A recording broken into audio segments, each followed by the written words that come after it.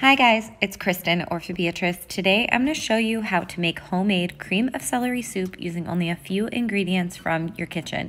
You'll start out with a saucepan on medium and add 1/4 cup of butter. While that butter is working on melting, get out your food processor to finely chop 1 cup of celery. You'll also need 1/2 yellow onion, 1 clove of garlic, 1/2 teaspoon of kosher salt, and 1/4 teaspoon of cracked pepper. Mix that all in the saucepan and simmer on medium for 5 to 7 minutes. The simmering is the most important part because you want to make sure the celery and the onion have both cooked down and are nice and soft. Once it's cooked down, you're going to add 1/4 cup of flour and stir it around so that it's evenly distributed.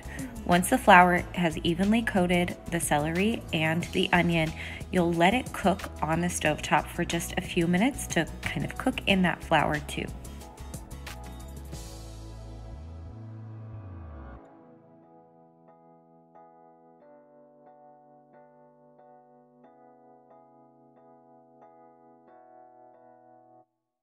Next, you'll add 1/2 cup of chicken broth, 1/2 cup of half and half, and stir on low until it's thickened.